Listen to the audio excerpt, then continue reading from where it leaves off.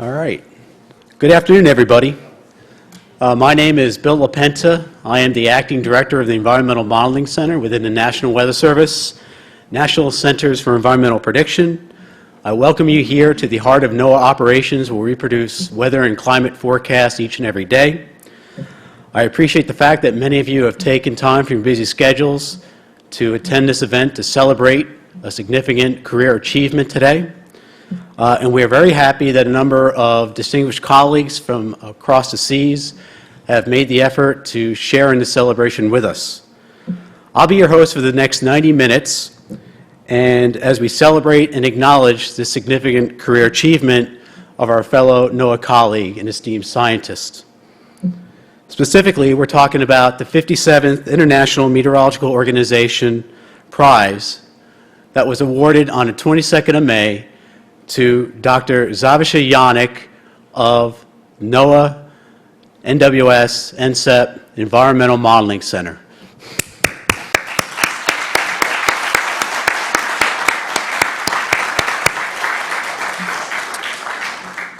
Dr. Janjic received the award in Geneva on the 22nd of May. They had a celebratory event there for him, and then he went on to Belgrade, his home country, where he was nominated jointly with Dr. Jack Hayes of the U.S. for this distinguished prize. The program. The first part of the program, we're going to have some dignitaries from NOAA give some congratulatory remarks for Dr. Janjic, and we will also hear from the former head of the Hydrometeorological Service of Serbia, who along with Dr. Jack Hayes nominated Dr. Janjic for this prestigious award. And then we'll have Dr. Janjic give his 57th IMO lecture. At that time, we will then open up the floor for some of the folks in the audience to provide some additional congratulatory remarks, and then we'll go ahead and we'll close up the ceremony. So I'd like to begin the program with our first speaker. She is physically unable to be here today, but she has taken time out of her busy schedule to join us via VTC. She's the Acting Undersecretary of Commerce for Oceans and Atmosphere. She is also the Acting Administrator for the National Oceanic and Atmospheric Administration. Please welcome Dr. Catherine Sullivan.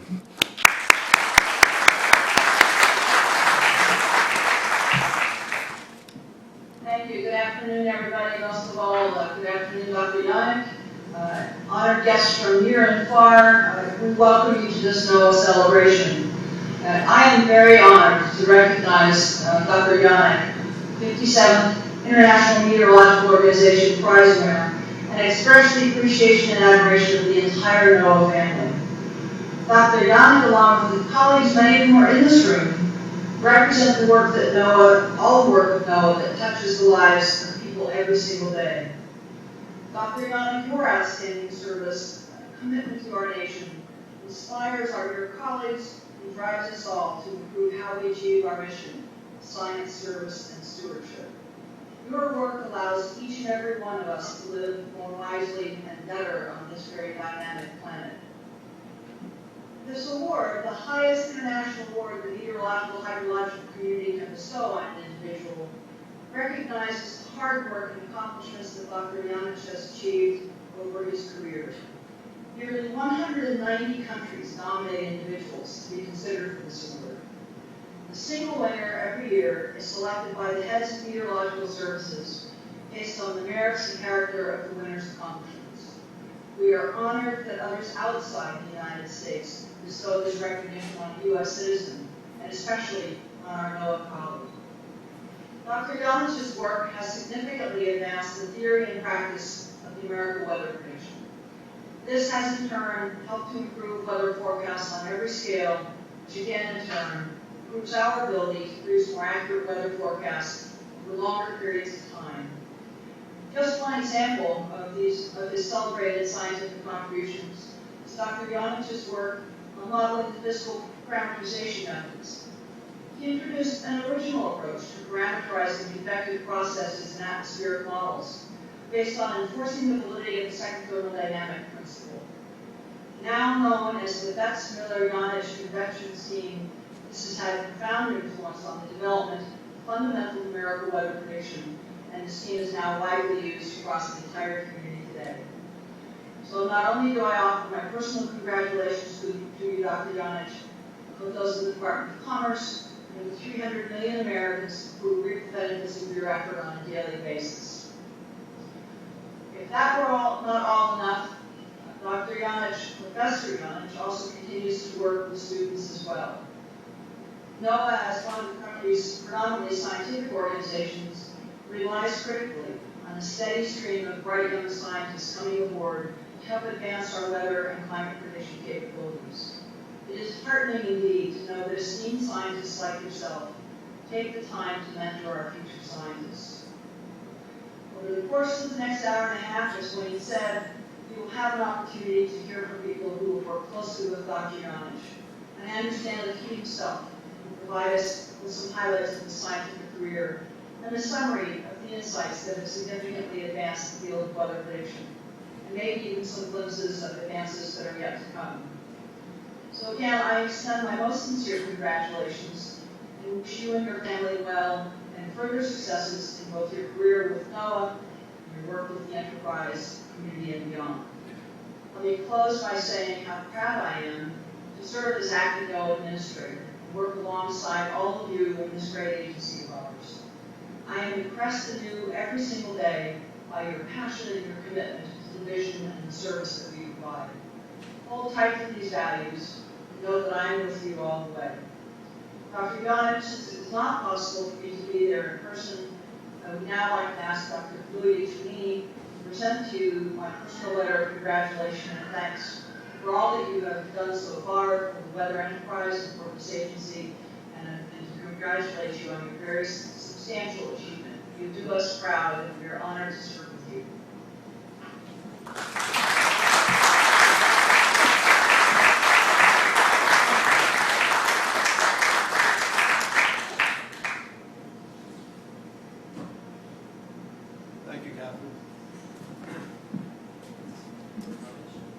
Thank you very much, Dr. Sullivan. I appreciate you taking time out of your schedule to celebrate with us today. Our next speaker is someone who should look very familiar to many of you in the audience. He joined the National Weather Service back in 1989 and served as the NCEP director from 1999 to 2013. He is now the Assistant NOAA Administrator for Weather Services and Director of the National Weather Service. He is also representing the Acting Director of NCEP, Dr. Wayne Higgins, who is unable to make it here today. Please welcome Dr. Louis Uccellini.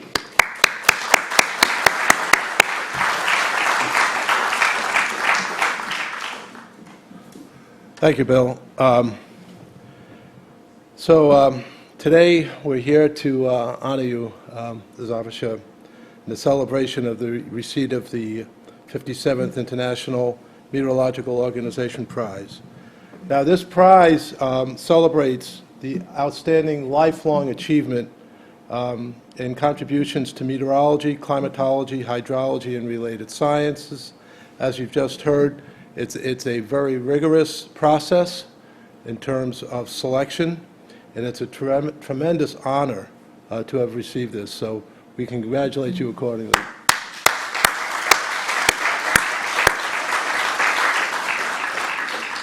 I think you've already heard, for those who are at the lunch, and it's been alluded to, and we'll hear more about the contributions you've made in the in numerical sciences and advancing numerical weather prediction. For the young folks in the audience, you might think that the way the models work today and how accurate they are, that it was always that way. It was during the last 40 years. Or you go back 40 years ago, and you see that we basically were just getting 1 or 2 levels, maybe the 500 millibar map, and if you were lucky, you were able to get a surface map out of it. There was a tremendous amount of work that was needed, and the attention to details that the original modelers had to bring to the job, just amazing. And when you look at the various aspects of numerical modeling, whether it's the basis of the dynamic core, the physics that are involved in it, Janjic was there at practically every step of the way. So this recognition is certainly well-deserved. Now, I should note that he joins a tradition of IMO prize winners who have been part of NOAA. So Dr. Janjič Kalne, and she was here over lunch. We've met Dr. Richard Holgren, Dr. Robert White, Dr. George Cressman, Dr. Joseph Smagorinsky, and Dr. Michael Durfer, very famous director of the National Weather Service, have all won this award. I believe that you and Dr. Cressman are the only two to have won it while still active members of the National Weather Service. So congratulations on that.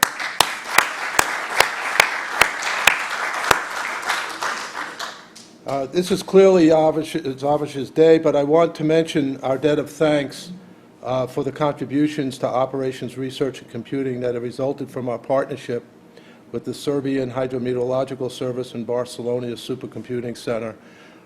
Much of what has been done worldwide, and again, we saw some references to that today over lunch, have been done through Zaviš's interactions with the global community and the support that he's received from the weather services around the world.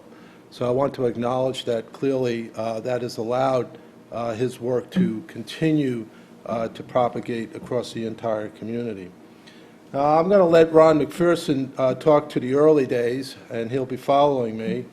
Ron, as Janjič mentioned, was one of several people who were responsible for bringing Zaviša over here and providing the work environment. So we'll let Ron work with that. But again, I had a personal link to his work as well, and my God, it was the pressure gradient force. So Janjič brought that up as her first connection, and that was mine too. 1977, paper was real thin, but if you really wanted to understand the problems with trying to model in the sigma coordinate system and the challenges that would be faced, there were certainly advantages for doing it.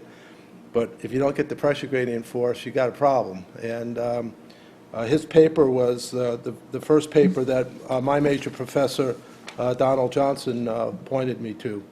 And that was the beginning of several papers that we plowed through. I thought you were well established. I didn't realize you had just gotten your PhD. But it was clearly a terrific work. Gordana is... Yeah, I just wanted to mention you. Clearly, with the tragic accident, she is, I've always said that Zaviša is one of the bravest people I've ever been associated with anywhere, at any time. You are the most dedicated, without a doubt. You've been dedicated to him, and you've been dedicated to his career. And in your own right, you've become a member of the whole meteorological community, and I just want to congratulate you as well.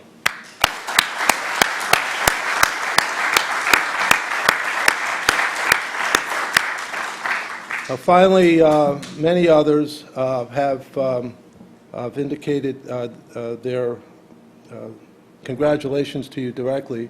I did receive 3 emails from people who wanted me to emphasize their respect and support of everything that you've done. Bob Gall, Don Johnson, my major professor again, and Shukla have passed along their congratulations. Actually, Don, again, Gordana, he specifically said to pass along his regards to you as well. So, congratulations. We're really proud of you. Proud that a member of the NCEP modeling team received this prestigious award. And thank you for everything you've done for us.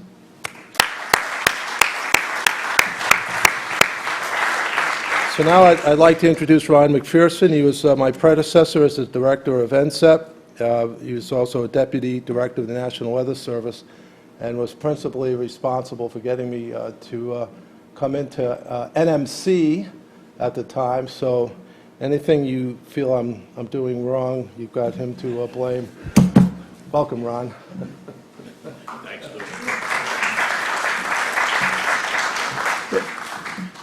It is a pleasure for me to be here today to help Zaviša celebrate this magnificent accomplishment. As Louis said, I intend to reflect a little bit on the early days when I first knew Zaviša, which was in the middle 1980s, I think. I remember a first meeting.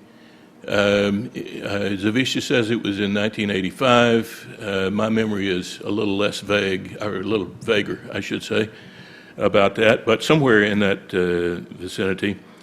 There had been a visit to GFDL before, and then a short visit, I think probably on the way back to Yugoslavia at the time. He had been at GFDL working on the HABU model, which was, that stands for Hydrometeorological Institute of Belgrade University, I believe. That's the model that eventually became the ADA model. I had the job at that time that Jeff D'Amago has now, chief of the Mesoscale Modeling Branch in what's now the Environmental Modeling Center. We were working on implementing the nested grid model at that time. I don't believe we had implemented it yet at that point, but we were working on it. And the discussions with Zaviša led me to be very interested in the fact that what the HABU model featured were new numerics, and in particular, a new way of treating the pressure gradient term that Louis mentioned, which was going to be a problem in the nested grid model because it used the straight sigma coordinate. So I thought, well, okay, maybe what we're looking at here is an eventual replacement for the nested grid model. And in fact, it turned out to be that way. The next time I met Zaviša was actually in Belgrade. The Hydrometeorological Institute hosted a meeting of the WMO Working Group on Numerical Experimentation in, I believe, August of 1985. It was a tremendous meeting, very good meeting, professionally, lots of good discussion, lots of spiritus fermenti that managed to flow rather freely. And for me, it was also an opportunity to scratch a personal itch that I had had for quite a number of years. I had for at least 20 years had on my bucket list a desire to visit all of the boundaries of the ancient Roman Empire. Now, the Danube River is one of those boundaries, and Zaviša and Gardania helped organize a boat trip on a catamaran down the Danube from Belgrade to the Iron Gate Dam and back. Very, very memorable trip for me. I still have mental image of seeing the pillars of a bridge that were built by the Emperor Trajan over the Danube in 115 AD, still standing. I think they could have built another bridge on top of them. Anyway, that was a terrific thing for me, and I very much appreciate still the trouble that you guys went to do that. Now then, before I returned to the United States, I was under an obligation to purchase a gift for my wife. Those of you who travel a fair amount know that wives who don't go with you tend to expect something upon your return. And in this case, my wife wanted something made out of crystal. Now, I know a lot more about almost everything than I know about crystal. So fortunately, Gardania agreed to help me go and pick out a crystal bowl, which, by the way, we still have. It has survived 4 moves and is in great shape. Thank you very much again, Gardania. Now, after 1986, I left what was then NMC for a year in Boulder, and when I returned not to research and development, but to a series of other positions. And so I didn't see all that much of Zaviša during those years. I do remember one event during that time. I can't remember which year it was, but it involved my wife and I taking Zaviša and Gardania and their 2 teenage daughters on a tubing trip down the Potomac, just below Harper's Ferry. Now, it was one hellishly hot, sunny day. The water felt good, but any flesh that was exposed burned really badly. And both of the daughters suffered really ugly-looking sunburns. I'm sure they still remember. In fact, I talked to one of them today about that. During those years, though, Zaviša continued to make significant contributions to numerical weather prediction, and many of those we are recognizing today with the IMO prize. At some point, again, I don't remember the date, Zaviša and Gardania were involved in a very bad automobile accident which left Zaviša severely injured.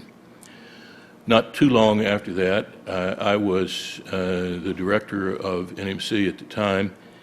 I received a letter which Eugenia mentioned at lunchtime from Zaviša asking if it would be possible to help him come to the United States again to obtain the medical care that he needed. That was a no-brainer as far as I was concerned, and we managed to work that through the UCAR Visiting Scientist Program, and they came, and Zaviša continued to contribute enormously to numerical weather prediction here. So, Zaviša has made very distinguished contributions to the advance of numerical weather prediction science, for which he has been honored by the IMO prize. I greatly admire those achievements, but I admire even more the courage and tenacity that Zaviša has shown in the face of very, very serious adversity. So I salute you, sir. It has been a pleasure and an honor to know you for these 30 years, or almost 30 years. I also wish to salute Gardania for her unstinting support of her husband over many, many difficult years. Congratulations to both of you and to your entire family. Thanks very much.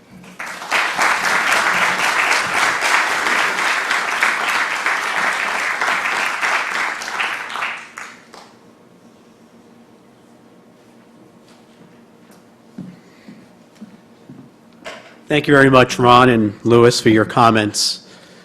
Our next speaker is one of the reasons why we're here today, actually.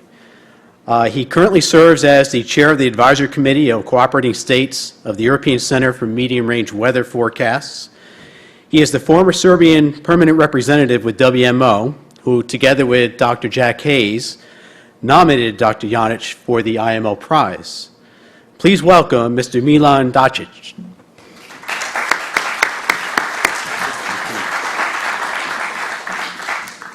Thank you very much.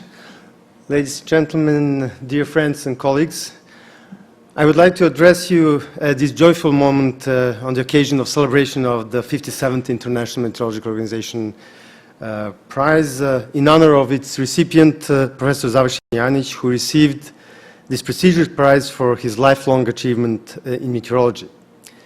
Born Serb and naturalized American, Zaviša Janjic have worked in Serbia and the US, and therefore was nominated by both of our administrations. Professor Janjic was born in the city of Čačak in Yugoslavia, Serbia. His father was a civil engineer and mother a physics professor at the famous Čačak Gymnasium, from which many students completed advanced studies degree and earned respectful positions in Serbia. This school was one of the 5 higher education institutions introduced in Serbia in the early 19th century. Dr. Janjic initiated his scientific career in Belgrade, Serbia back in 1971 when he completed his undergraduate studies and joined a newly established project aimed at developing a regional model of the atmosphere suitable for forecasting 1 to 2 days in advance. At this earlier stage, he made several creative contributions to the numerical schemes and physical parameterizations of the model, leading to development of the known HIBU model in 1976. HIBU acronym stands for Hydrometeorological Institute and Belgrade University. Among many developments at this early stage in numerical schemes, in the dynamical core of the NWP model, Janjic also formulated the first minimum physics package, and finally, at this early stage, formulated and performed the first idealized tests of the model with meteorologically significant content, baroclinic instability in a channel.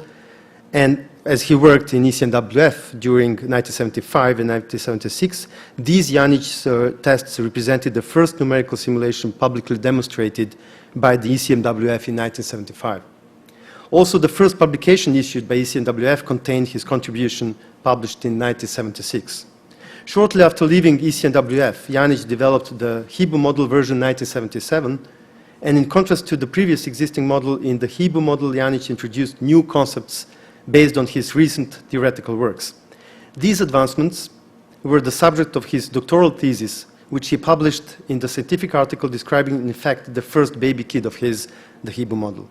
The article brought him the World Meteorological Organization Research Award for Encouragement of Young Scientists in 1978. Owing to the novelties Janjic introduced, numerical simulations of the weather dramatically improved, and at the same time, the computational efficiency of the model was again more than doubled. This was the first model he was developing that received major international attention and recognition in the late 70s and early 80s. Sorry. It has been applied in numerous scientific institutions and meteorological services throughout the world, including Serbian Weather Service. A version of the HIBU model was used at the Geophysical Fluid Dynamics Laboratory of the Princeton University many years later. Professor Janjic was active in many different subjects focused on fundamental problems, but also devoted to a series of works of mainly review or educational nature. During his visits to NMC Washington in 1985, Janjic rewrote the code of the HIBU model with the step mountain blocking option added for one of the most powerful computers at that time. During his next visit to NMC Washington in 1987, Janjic designed and implemented a comprehensive physical package, except radiation. This package included up-to-date procedures for representing the effects of turbulence, surface processes, convection, and stratiform precipitation. The recorded HIBU model with the step mountain blocking option and comprehensive physical package first developed by Janjic will be later known as the ETA model. This version of the ETA model served as the basis for the operational regional prediction system used by the years at NCEP, Washington, and many other countries. The ETA model is still used all over the world for weather forecasting, regional climate studies, and research. Concerning further development of the ETA model, Janjic's main contribution were in the area of turbulence parameterization and the parameterization of moist convection from 1994 to 2000. By his extensions and generalizations in model convection scheme, he developed a conceptually new scheme, the Betz-Miller-Janjic scheme, that outperformed all other schemes that were tested in the ETA model for quantitative precipitation forecasts. This scheme is implemented also in MM5, WRF, and NMMB models.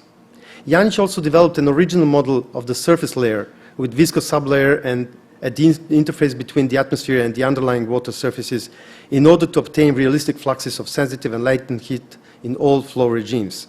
Over land, Janjič implemented a viscous sublayer of another type. In addition, he implemented a correction that eliminates the singularity of the similarity theory in case of the free convection. Janjič formulated the realizability criterion and developed a non-singular, unconditionally stable method for solving the equation for production and dissipation of the turbulence kinetic energy in the Mellor-Yamada level 2.5 model in unstable range, including free convection, leading to the so-called Mellor-Yamada-Janjič scheme. Articles from 1995 to 2006.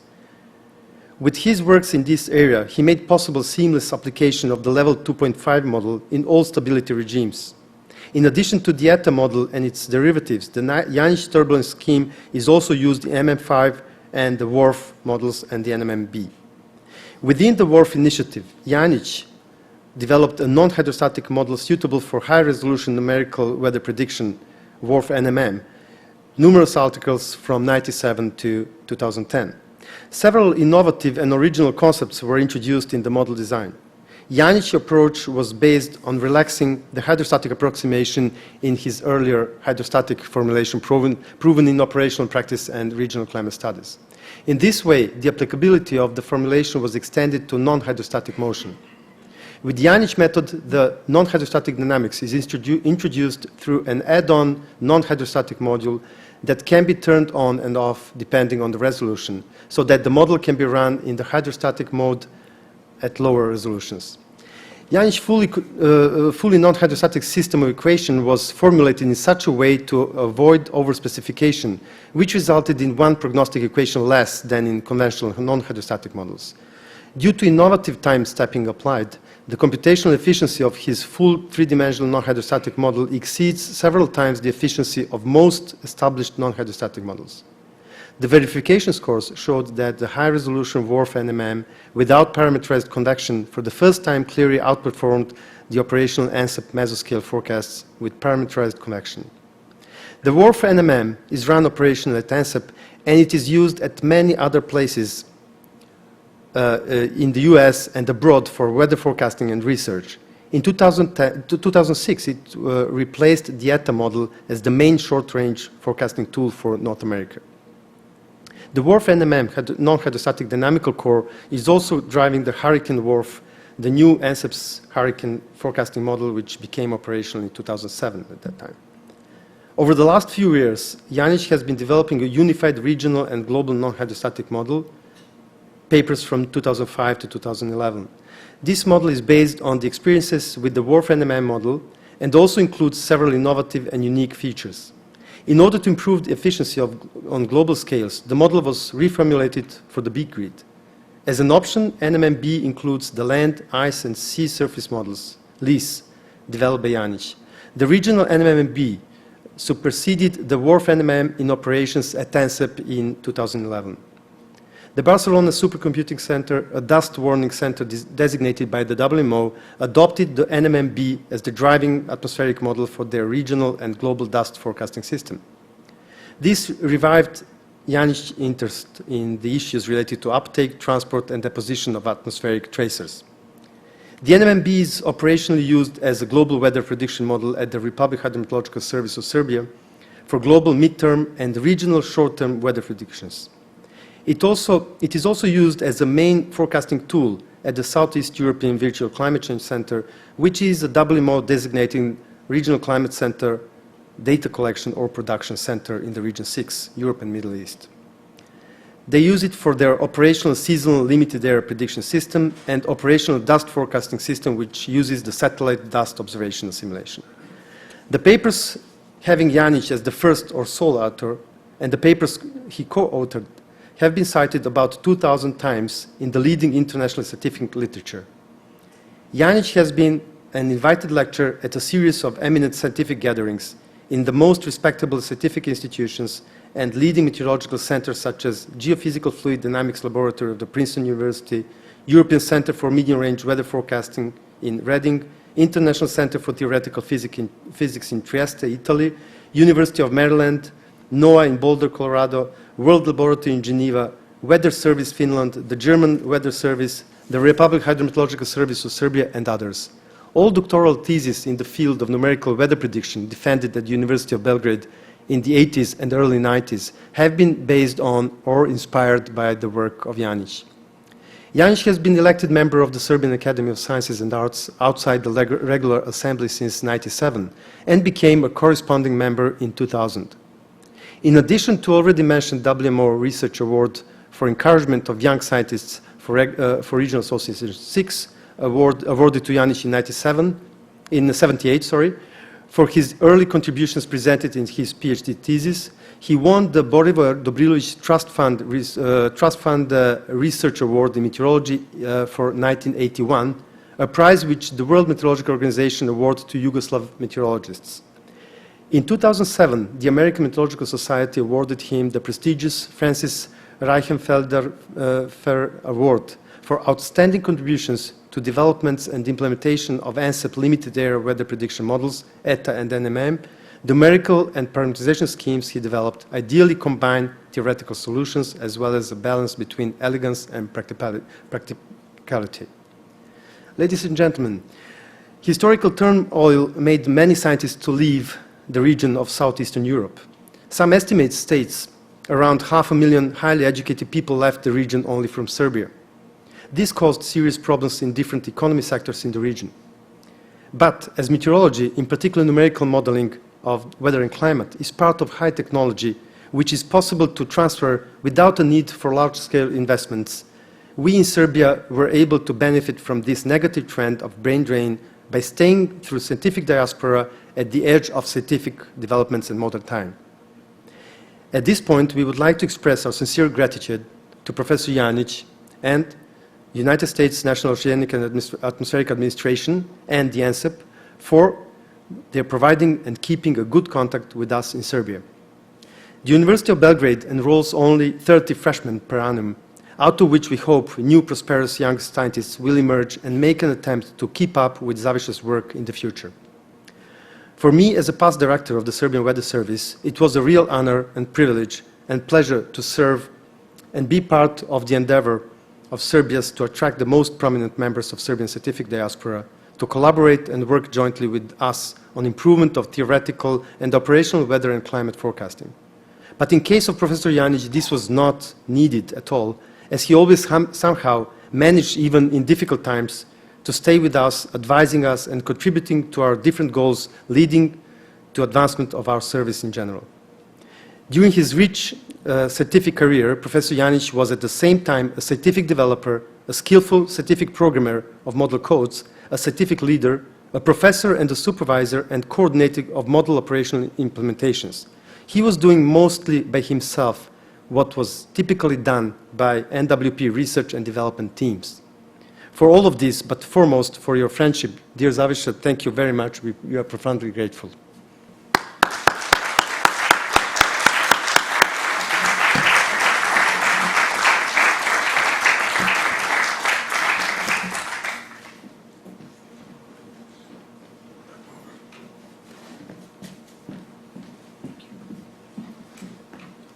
Thank you very much, Milan. Our next speaker is the NWS Deputy Associate Administrator. She is also the U.S. Permanent Representative with the WMO. She was the official U.S. representative to the IMO ceremony in Geneva and co-host with Serbia and the U.S. mission for the WMO Executive Council. Please welcome Ms. Laura Fergioni.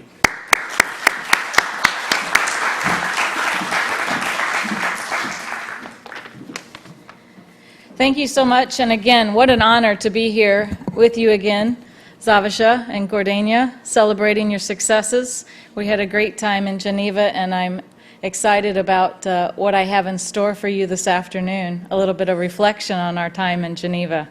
The weather's about the same, though, a little warmer here, but I did hear it raining out, and we do have a tornado watch out for Montgomery County, so be cautious and be a weather-ready nation. So again, thank you, Mr. Dusic. Appreciate you and Jack Hayes for nominating Zaviša for this outstanding award. We're happy to endorse the recommendation and are thrilled to see him honored with this most prestigious WMO award. Again, I'm excited to be here with the both of you and recognize this great career, the recipient of the 57th IMO Prize. The first time I had the honor of introducing Dr. Janjic, is that the proper way? Everyone says it a little different. Just like everyone says Fergione a little different, and not Italian, German, Eichermann. It was a special occasion for the U.S. mission because it was the first time we had the honor of recognizing an IMO Prize reception in Geneva for a U.S. citizen. As Louis mentioned, we have had a number of IMO Prize winners from the U.S., and we're fortunate again in that regard. Since this is an award given by the WMO, it's important to remember why we engage in WMO on a number of activities, including weather, water, and climate topics. The WMO is the international body that coordinates standards and requirements how we observe the weather and move that data around the globe. It's also the single body where we can negotiate access to the data on a global hydrometeorological climate data, products, and information. Legally speaking, the United States is a member of the WMO, and our participation is ratified by the U.S. Congress, and the National Weather Service is charged by the State Department to maintain the U.S. permanent representation to the WMO. I'm honored to follow Dr. Hayes in this role as the WMO permanent representative. However, we do not participate in the WMO simply because we're told to do it. We do it because we are filling our domestic mission, and it is important across the weather community and the enterprise for us to engage in this activity. As you all know, weather is influenced around the world. It knows no boundaries. For example, weather off the coast of Africa affects our generation of hurricanes in the Atlantic Basin. So by having a standardized approach when and how the weather phenomena is observed globally, we're then able to get access to that data, assimilate that data, process that data, model that data, thank you, and then make sure that folks are able to do their job and our citizens and others can take the appropriate action. As the U.S. permanent rep to the WMO, I act on technical matters for the U.S. government and serve as the channel of communication between the WMO and the United States and maintain contact with government and non-governmental authorities on matters concerning the work of the WMO. A small but very important part of being the permanent representative is helping select the winner of the IMO Prize. It happens through a confidential voting process, and we just had that process last month in May for the 58th prize winner. All confidential, can't tell you. But last May, Jack was able to participate in that session and select Dr. Janjic. So it's the Executive Council that does that selection of the IMO Prize during the Executive Council, and it's awarded to the WMO President on behalf of the WMO membership. To put into perspective how prestigious this award is, as Dr. Sullivan said, it's considered by the WMO as the highest accolade bestowed upon an individual.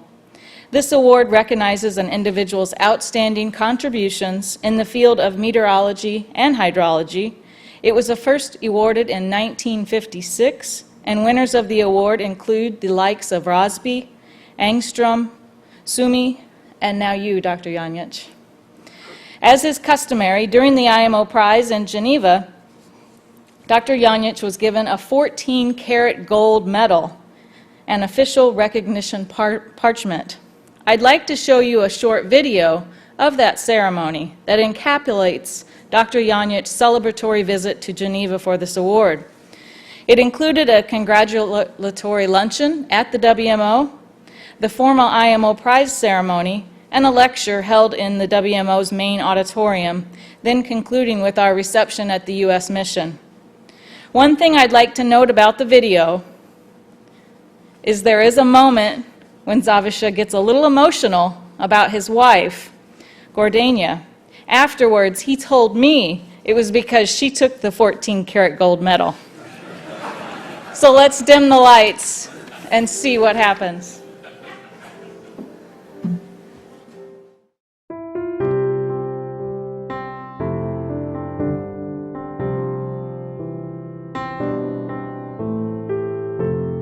It is a great pleasure, as usual, to welcome you to this very special ceremony for the presentation of our highest award, the 57th International Meteorological Organization Prize, which is awarded to Professor Zaviša Janjic from Serbia and USA, a highly respected scientist who has made outstanding contribution to the advancements of theory and practice of atmospheric modeling and numerical weather prediction.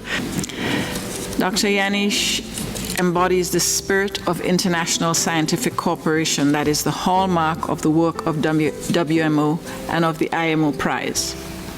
From the start of his career as a research assistant at the University of Belgrade to his current position as research meteorologist at NOAA, National Center for Environmental Prediction, his career has spanned continents, and the influence of his work has literally circled the globe. It is the international character of science, as well as Dr. Janjic's contributions, that we celebrate with this award. Professor Janjič devoted more than 40 years of his life to meteorology. It is not surprising that today he is awarded with the highest recognition in the field. And the diploma reads, in recognition of his outstanding lifelong contributions to the advancement of theory and practice of atmospheric modeling and numerical weather prediction, and in particular for the development of generations of atmospheric models based on his innovative numerical and parameterization schemes that have been used for research and weather forecasting all over the world, inspiring the work of many scientists and producing forecasts reaching millions of users. So now, the Secretary General and I would like to present the awards.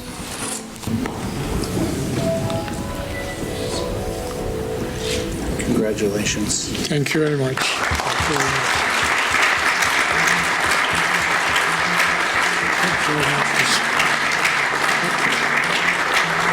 First of all, Mr. Milan Dacic, the ex-permanent representative of Serbia with the WMO, and Dr. Jack Hayes, ex-permanent representative of the United States at WMO, for nominating me and supporting my nomination.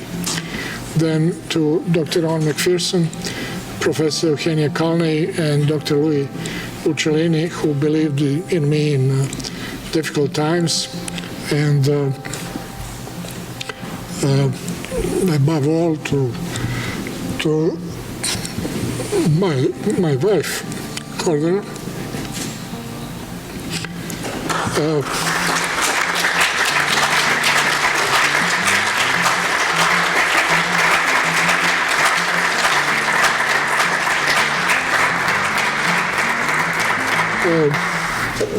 Without whose help and support, all this wouldn't be possible.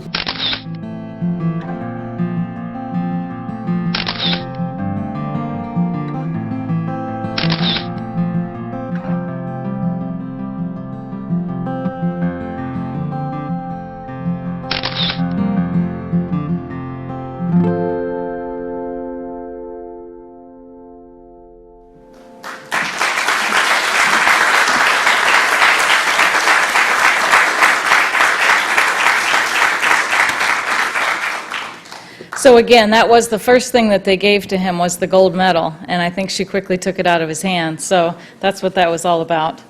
Again, fabulous time. Reflecting upon Dr. Janjic's career, research has supported a cascading series of organizations from the local and national levels to enhancing the WMO's global mission and vision of providing world leadership in expertise and international cooperation in weather, climate, hydrology, and water resources. This is all to contribute to the safety and well-being of people throughout the world and to the economic benefits of all nations. Dr. Janjic, you've reached a significant milestone in your career where your scientific contributions are recognized throughout the globe in the meteorological community. And that is one reason why so many people were in Geneva and are here today to witness your achievements and congratulate you on entering this very select group. The best of the best, those who embody the values and principles of the WMO-IMO Prize.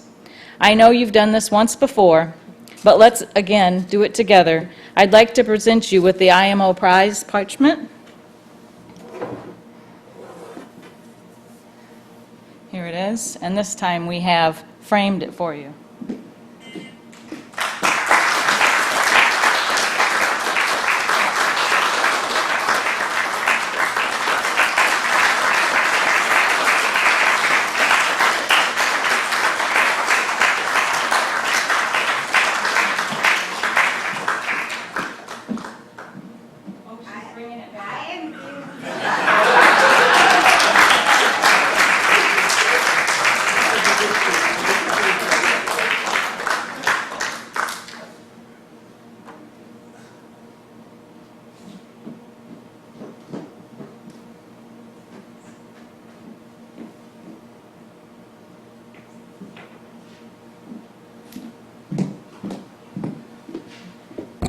Professor Janjic, congratulations. The stage is yours.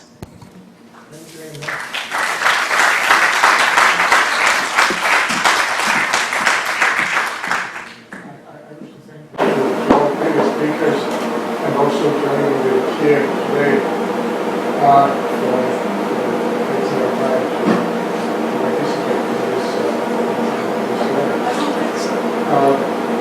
I was supposed to say the things.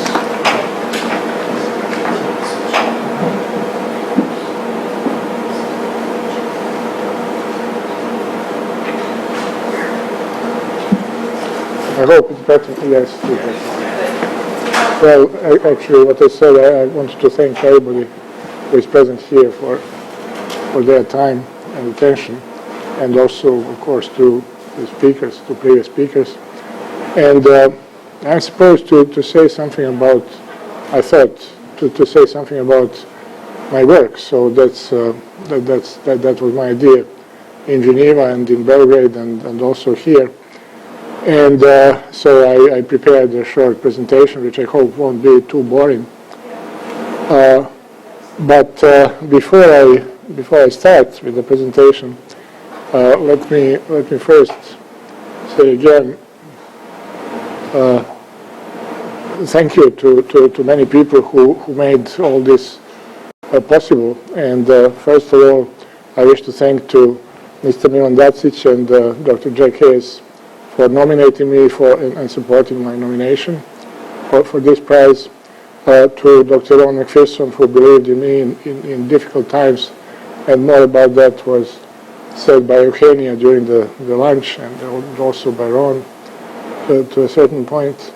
Then to Professor Eugenia Kalnay, Dr. Steve Lloyd, and Dr. Jeff DiMego for their understanding and support, which were instrumental in doing my work here.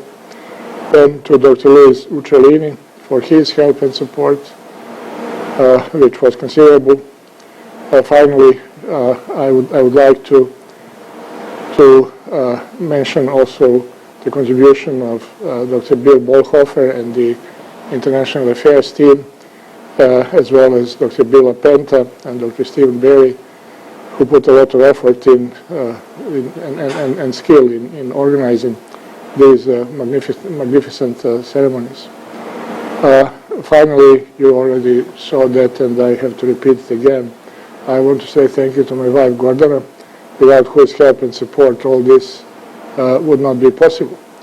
Now, I'm doing an injustice to numerous other people with whom I interacted and cooperated, and the trouble is that if I try to make a list of those people, I don't think it can be complete. And with an incomplete, an incomplete list would be even more unjust than just not mentioning people by name. But they will recognize themselves, I'm sure about that, and know who I had in mind. So, let me now start with the formal part of my presentation. This is what I've been doing over the last few years, and that's the non-hydrostatic multiscale model on the B grid, which is intended for a wide range of spatial and temporal scales, and it's built on NWP and regional climate experience, and in a way it's an extension of the work on the WRF, non-hydrostatic mesoscale model. I don't want to talk much about the equations, except to mention that the non-hydrostatic dynamics is applied in a specific way, and in the sense that there is one prognostic equation less than what is usually done, because the vertical velocity can be derived from other prognostic variables, which are hydrostatic pressure, non-hydrostatic pressure, and temperature. So we don't need to have a separate prognostic equation for vertical velocity. It's like, let me make an example. It's like having prognostic equation for temperature and pressure, and also for potential temperature. In case of non-hydrostatic dynamics, it may be even more dangerous, because we may get to a situation where the vertical velocity becomes decoupled from the rest of the system and starts oscillating by itself. The discretization principles I've been using for a long time is to conserve important properties of the continuous equations. In computational mathematics, this approach is called mimetic, because of mimicking what happens in real nature. This approach was pioneered by Arakawa in 1966, and then it was followed by a number of groups and researchers. One of the things that it involves is the control of the nonlinear energy cascade. And that is a very important thing, because all our troubles with numerical models are coming from the fact that the equations that we are trying to solve are nonlinear. With linear equations, it would have been much simpler to handle all the challenges. What happens due to the nonlinear terms is that numerical models generate excessive small scale noise, and that's due to false nonlinear energy cascade. There are other computational errors, but this nonlinear energy cascade is the dominating one. And historically, this problem was handled in two basically different ways. One is to let the spurious cascades to happen, and then to apply numerical filtering or dissipation to eliminate the noise. The other one is to try to prevent excessive noise generation by entropy and energy conservation, and that's exactly what Arakawa suggested in the 60s, and what I believe is one of the most important contributions in numerical modeling in the 20th century. Now, I'm going to quote a classical paper by Sedurny from 1975, in which he stated that if you get a correct spectrum for a numerical, if you get the correct spectrum, that still doesn't mean that your nonlinear energy cascade is correct, because if that correct spectrum is obtained by applying numerical filters, then that is not the right thing, because the spectrum is not obtained through the actual mechanisms that operate in nature. And in reality, and even if the filtering is what makes the spectrum right, then you don't even need an atmospheric model for that. You can use just a random noise generator and then apply numerical filters to get the spectrum that resemble what you would like it to resemble. Basically, Sedurny also suggested that what needs to be done, that the realistic energy spectrum should be obtained as a byproduct of the first principles only via correct treatment of the nonlinear interactions and not by filters. And this is the philosophy that has been built into the design of the since that paper from 1977 that Louis mentioned.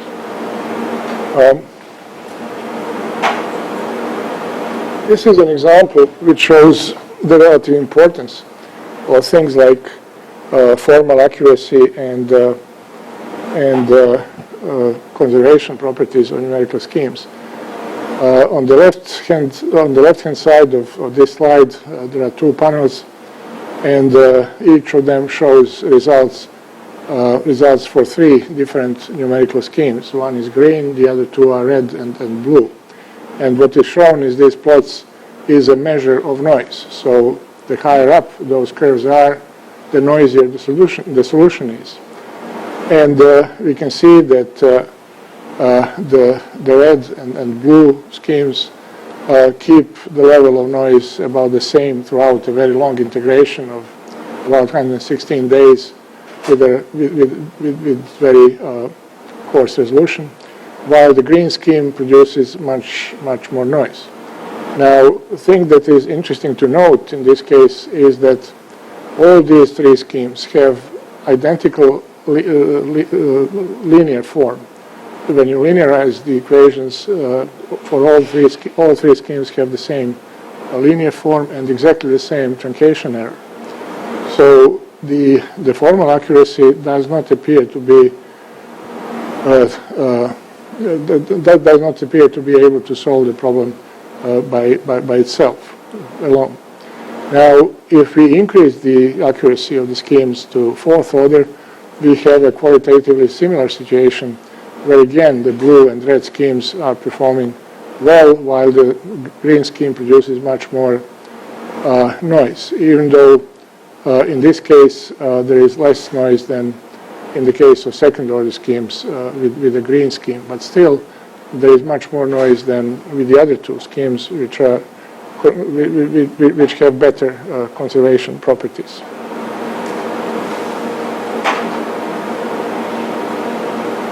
Now, the atmospheric spectrum, according to Nastrom and Gage observations in the upper troposphere and lower stratosphere, based on data from commercial aircraft data, looks as shown on the left-hand side of this slide. And we can see that on the smaller scales, the spectrum follows the -5/3 slope, while on the larger scales, it follows the -3 slope as follows from the Craigman theory. However, this -5/3 slope came as a kind of surprise because the turbulence is still predominantly two-dimensional and not three-dimensional. So the question is how this -5/3 spectrum is generated by the atmosphere and by the models. And here is at least a partial answer to that question. I made a run. I made two parallel runs over Atlantic with flat bottom in order to avoid the possible impact of the errors due to the presence of mountains. Namely, if you look at the spectrum of the mountains over the American continent, it turns out that the square of the spectrum of mountains is very close to -5/3. So those errors due to the mountains could be mistaken for the Nastrom and Gage spectrum, which they are not. However, in this case, at least this source of errors was eliminated, and the result is that when the model physics was turned off, we see that the spectrum remains much steeper on the mesoscales, and there is no indication of reaching the -5/3 spectrum, while the -5/3 spectrum is successfully achieved in the range from 36 to 48 hours in case when the physics was present in the model. So at least the partial answer to where this spectrum comes from and what is needed in order to get it is that we need sources of energy on the mesoscales in order to get to this spectral shape. Now, this is another example which demonstrates another point which may be important. This is a true three-dimensional turbulence simulation which corresponds to decaying turbulence generated by severe convection. And if we look at the early stages of convection, which is just happening in the loop, we can see that the amplitudes of the spectrum exceed the equilibrium values by several orders of magnitude. So the -5/3 spectrum is not the spectrum that corresponds to mesoscale severe storm systems, because the amplitudes correspond to about 1 centimeter to 30 centimeters per second, and you wouldn't call events with phenomena with such wind speed as severe weather. However, as the energy is dissipated and the turbulence dies off, the model reaches the -5/3 spectrum as one would expect in the three-dimensional case. Now, there is another aspect when one deals with non-hydrostatic models which may not be directly relevant for weather forecasting at this time, because it deals with much smaller scales than what we can resolve these days and what we will be able to resolve over the, let's say, the next 10 years or so. I'm talking about the resolutions on the order of 100 meters or 200 meters. And there are several classical non-hydrostatic solutions like the warm bubble, which is shown on in the leftmost column, then on the cold bubble test, which is shown here, then the mountain waves, non-hydrostatic mountain waves, nonlinear mountain waves, and also normalized vertical momentum flux with 400 meter resolution. Now, we don't use these high resolutions, and we won't be able to use them over the next, let's say, 10 years or so. But it is important to show that the model is capable of reproducing these solutions if you want to prove that the model is truly non-hydrostatic. If you can't do that, then something is wrong with the formulation, which in this case, which is not the case here. This is yet another example of a mountain wave, this time with 8 kilometer resolution. This is condensate in case of a convection case. In case of simulation of convection with 1 kilometer resolution. And these are results from the 2004 spring program test from the severe that is organized by SPC. And this was the first time that a model that had a resolution which was allowing convection, that is without parameterized convection, outperformed the operational model with parameterized convection. And this was the starting point for now well-established high-resolution forecasting at SPC.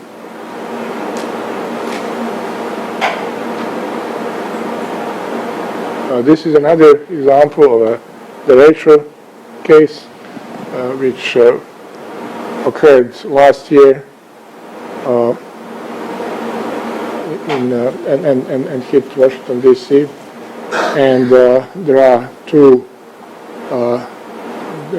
runs here. One is a run with 4 kilometer resolution, and the other one is a run with moving nest with 1.33 kilometer resolutions.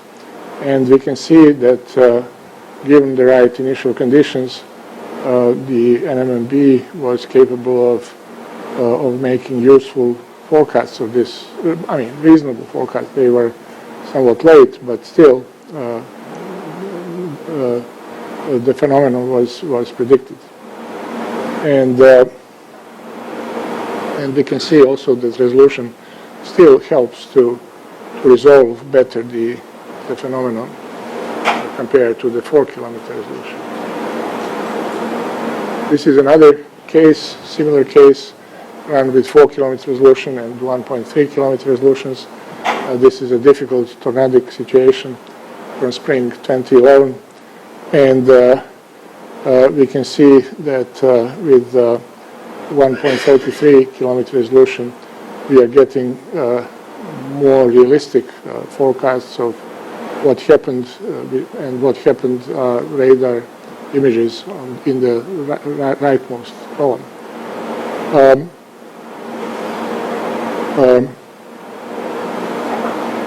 Again, we do not predict here every single red spot. What is shown here is radar reflectivity, and we cannot predict every single red spot in these plots, but we can roughly predict the area that will be hit by severe storms, and also the type of storms that will be that will occur, hopefully. This is another example from our colleagues from SANUS, Canada, where they compared a model climatology with observed climatology, and some of the examples were shown during the lunch by Zika. This is another example which shows how realistic the model climatology can be. Now, let me say something about the global scales, because the model can be applied to all scales from LES scales to global. And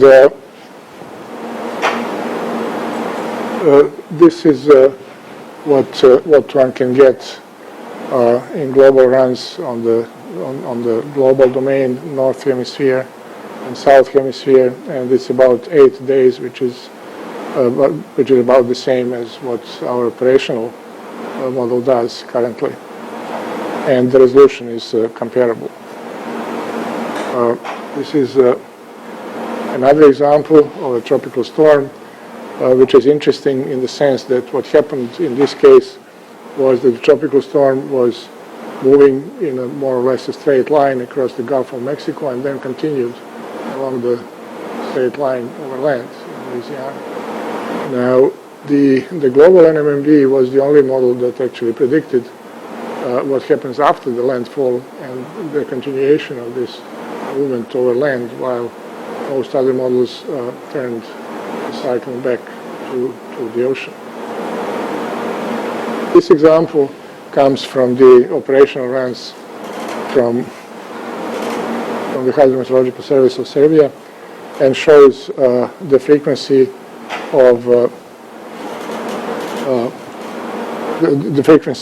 certain anomaly correlation coefficient scores at day 5. They use a somewhat coarser resolution than we can afford, and they have much less powerful computers at their disposal. They're using only 128 cores, and still they manage to get one day forecast within about 12 minutes per day, including both pre-processing and post-processing. And we can see that the model achieves respectable 0.875. That's the most frequent anomaly correlation scores, both on the southern and the northern hemisphere. And the southern hemisphere actually appears to be even somewhat better than the northern one in this respect. Now, this is an example which shows from Barcelona Supercomputing Center, where they were computing aerosol climatology, and we can see a very good agreement between the observed and simulated sea salt plus dust climatology. Now, when it comes to scaling, with a resolution of about 24 kilometers, which is roughly the resolution of the operational model right now. On 500 processors, the model takes 7.9 whole clock minutes per day, which is important because the operation threshold is 8 minutes. On 4,000 processors, it takes 2.8 whole clock minutes per day, which means that 1 year of simulation can be obtained in about 17 hours, which means that even some climatological studies can be made with 24 kilometer resolution already. Now, if we double the resolution to 12 kilometers, that is 8 times more work, but still with just about 7 times more processors, we get 1 day forecast within 7.6 whole clock minutes per day, which looks good, and which also indicates that this was done on a late model Linux cluster, but there are still faster computers, and which also indicates that we are now we have reached the ability to make global forecasts with a resolution of around 10 kilometers. I mean, it's technically feasible to do that. Now, this is an example of or a projection of hypothetical NMB simulations that was prepared at the mesoscale modeling branch, and it shows it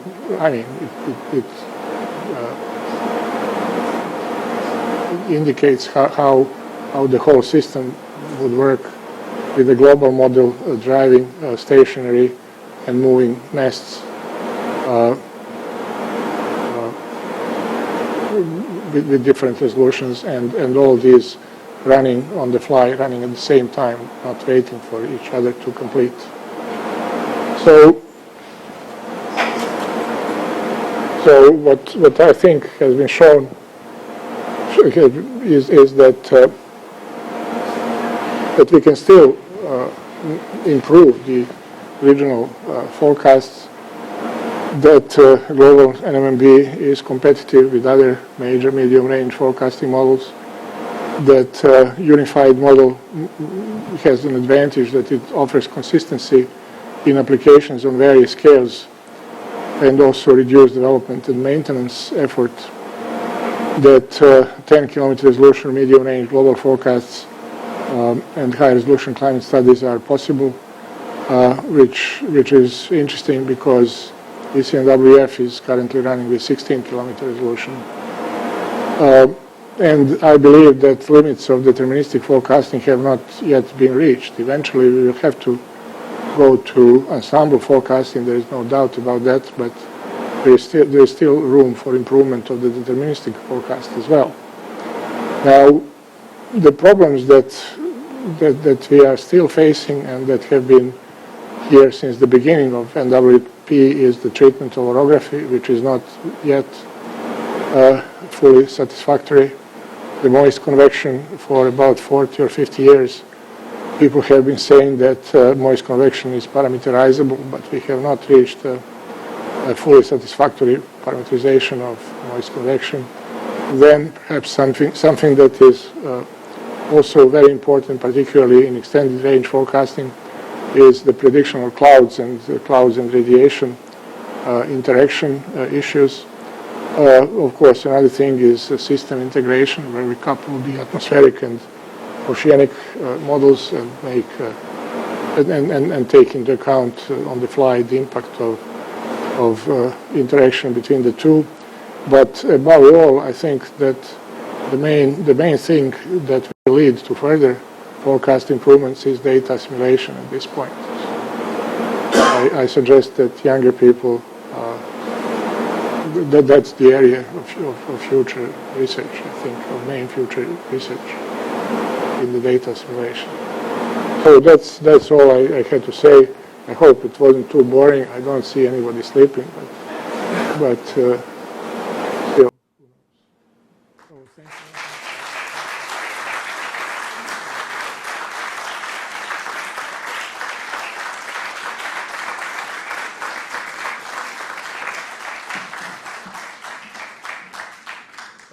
Thank you very much for your presentation. We do have a few minutes, and at this point in time, I'd like to open it up. If somebody has a comment that they would like to share with us today, please do so, but I do ask that you keep it relatively brief. So at this point in time, I welcome anybody that would like to say something. Yes. There's a microphone right here. Yes, please come on up.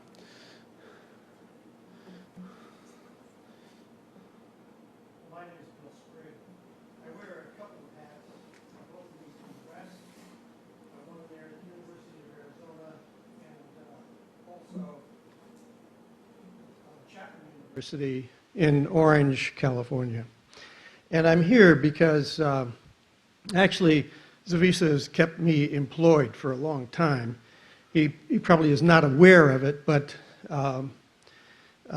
when I changed careers and went to the University of Arizona after being here in Washington for one such career, I became interested in dust forecasting and associated with a student of his. And Slobodan Nišković had developed a dust regional atmospheric model, and it is driven, first of all, it was driven by the ADA model, and now with NMMB. And we are doing fantastic, this team of mine, in forecasting dust storms. As a matter of fact, many of you may have seen videos of an American Haboob that crashed into Phoenix on July 5, 2011. And when our research model, which is sort of running operational, quasi-operational at the University of Arizona and in Belgrade, someone said, gee, did you pick up that storm? And naturally, we didn't think that we would have, because those are very small storms in the grand scheme of things. But we did. We looked at the model, and it picked it up, this storm. A beautiful forecast, 2 days in advance.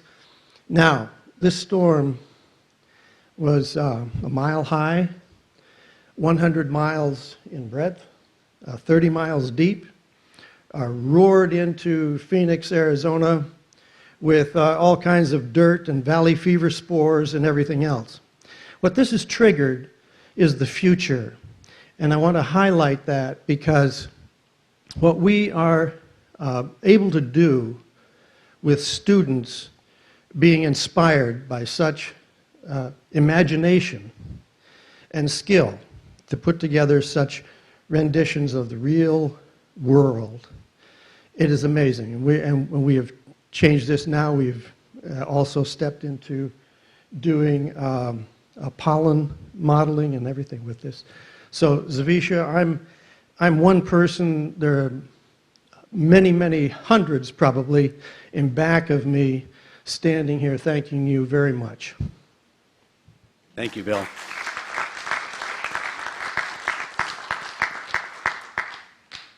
We have time for another comment or two. Yes? The microphone right there, please. Thank you. So my name is Carlos Perez. I'm currently working here in the U.S. and I was working before in the Barcelona Supercomputing Center. I know Zaviša from Slobodan Nikovic. I started working with Slobodan years ago, and I was introduced in the in the world of aerosol modeling. And then I spent some time here at the NCEP visiting Zaviša, who I got to know scientifically and personally. And I just wanted to express my admiration for him. He has always been open to collaborate with young people like me without any restriction. He has been inspiring for our group in Barcelona. And I would also like to thank Gordana for all her attention. Thanks so much. Thank you.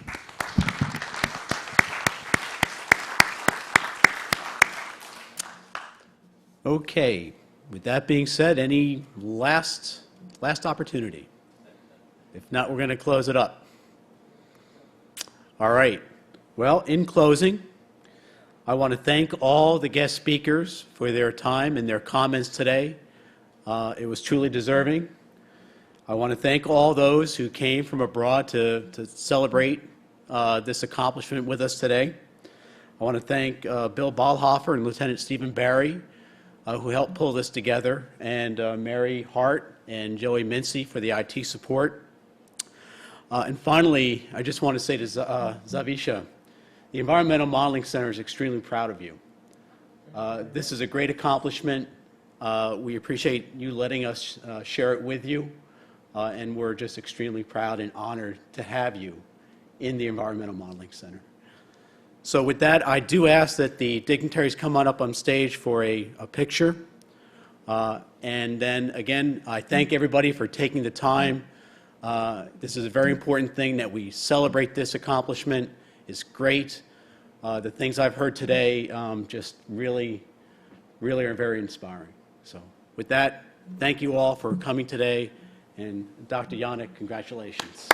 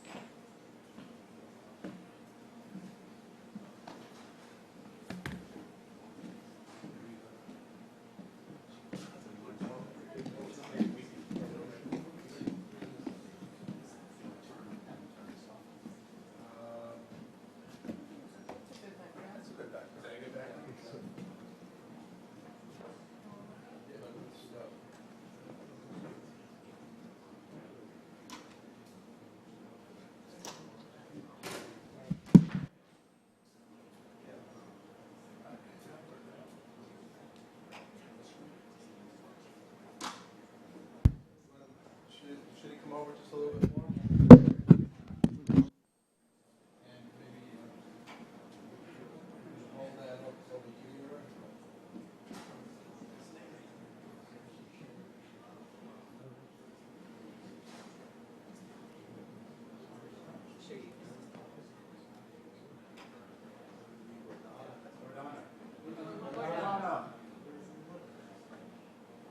You got enough light on the stage? Can we have my grandson? Sure.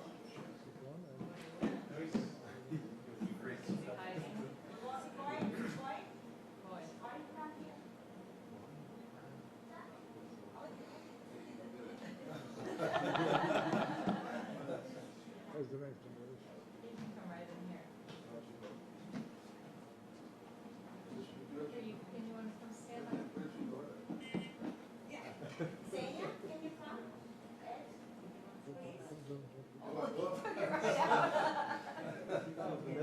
Yes.